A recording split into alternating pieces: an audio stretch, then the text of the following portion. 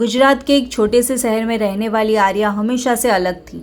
जहां बाकी लोग सरकारी दफ्तरों की भीड़, लंबी लाइनें और आज नहीं कल आने वाली आदत को अपनी किस्मत मान चुके थे, वहीं आर्या हर बार एक ही सवाल पूछती, क्या सच में यही तरीका है? उसका यह सवाल लोगों को अजीब लगता था, क्योंकि यहाँ सवाल पूछने से ज़्यादा लोग चुप रहना सीख चुके थे। शुरुआत एक परेशानी से हुई। एक दिन आर्या अपनी माँ के साथ सरकारी ऑफिस गई। काम छोटा सा था, बस एक दस्तावेज अपडेट करवाना था। लेकिन यहाँ का नज़ारा वहीं पुराना था।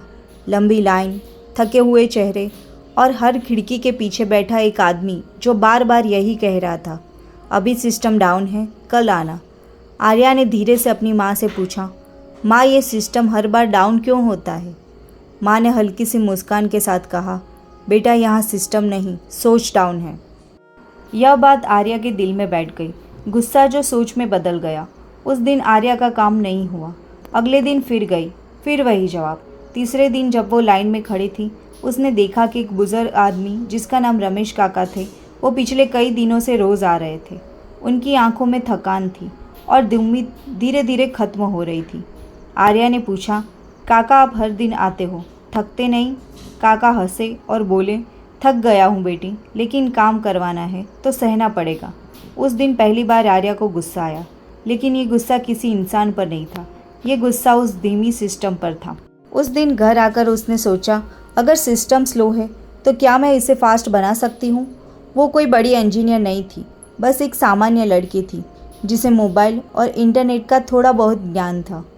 लेकिन उसने ठान लिया, मैं शॉर्टकट ढूंढूंगी, और ऐसा शॉर्टकट जो गलत नहीं सही हो। शुरुआत में सबने मजाक उड़ाया।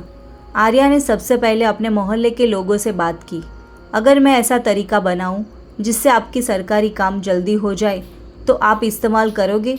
लोग हंसने लगे। तू सिस्टम बदल देगी? सरकार का काम है, इतना आसान नहीं है। ये सब किताबों में अच्छा लगता है। लेकिन एक आदमी आगे आया, रमेश काका। उन्होंने कहा, बेटी अगर तू कोशिश करेगी तो मैं तेरा साथ हूँ। बस यहीं एक भरोसा काफ़ी था। आर्या ने देखा कि असली समस्या क्या है। लोगों की सही जानकारी नहीं थी। बार बार दस्तावेज गलत होते हैं। हर कोई अलग अलग दिन आकर भीड़ बढ़ाता है। तो उसने एक सिंपल आइडिया बनाया, एक व्हाट्सएप आधारित सिस्टम जहां लोग पहले से ही अपने डॉक्यूमेंट की फ़ोटो भेज दें और उसे चेक करके बता दिया जाए कि क्या सही है और क्या नहीं। पहला कदम हमेशा सबसे मुश्किल होता है। आर्या ने एक छोटा सा व्हाट्सएप ग्रुप शुरू किया। नाम दिया सिस्टम का शॉर्टकट। पहले दिन सिर्फ 2 लोगों ने मैसेज किया, दूसरे दिन 5 लोग, तीसरे दिन 12 लोग। वो हर मैसेज का जवाब देती, आपका डॉक्यूमेंट सही है, ये पेपर मिसिंग है, आप ये पहले करो फिर जाओ। धीरे धीरे लोगों का समय बचने लगा। लोगों की सोच बदलने लगी। एक हफ्ते बाद रमेश काका फिर ऑफिस गए, लेकिन इस बार वो कॉन्फिडेंट थे। उन्होंने पहले से ही सारे डॉक्यूमेंट चेक करवा लिए थे और इस बार उनका काम एक ही दिन में हो गया। वो खुशी खुशी आर्या के पास आए और बोले, बेटी तूने तो सच में शॉर्टकट बना दिया। सिस्टम को चैलेंज मिला। धीरे धीरे ये बात पूरे इलाके में फैल गई। लोग लाइन में खड़े होने से पहले आर्या से सलाह लेने लगे। ऑफिस में भी फ़र्क दिखने लगा। कम भीड़, कम कन्फ्यूज़न, जल्दी काम।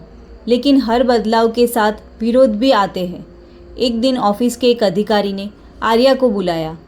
उन्होंने थोड़े सख्त लहजे में कहा, तुम ये सब क्या कर रही हो? ये सरकारी काम है, इसमें दखल मत दो। डर और हिम्मत का टकराव। आर्या थोड़ी डर गई, लेकिन फिर उसने सोचा, मैं गलत तो कुछ कर ही नहीं रही हूँ, मैं तो लोगों की मदद कर रही हूँ।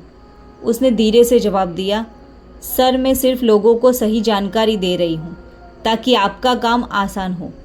अधिकारी कुछ देर तक चुप रहे, फिर बोले, अगर सच में ऐसा है तो हमें दिखाओ कैसे काम करता है। आर्या ने पूरा सिस्टम दिखाया, कैसे लोग पहले से तैयार होकर आते हैं, कैसे गलतियाँ कम होती हैं, कैसे समय बचता है।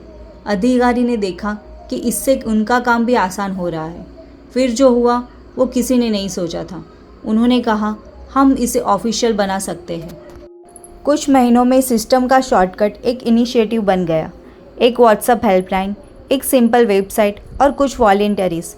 अब लोग घंटों लाइन में नहीं खड़े रहते थे, बल्कि स्मार्ट तरीके से अपना काम करवाते थे। एक दिन वही रमेश काका बोले, बेटी तूने सिस्टम को हराया नहीं, तूने उसे समझा और बदल दिया। आर्या मुस्कुराई और बोली, शॉर्टकट गलत रास्ता नहीं होता, शॉर्टकट वो रास्ता होता है जहाँ सही तरीके से छोटा बनाया जाए।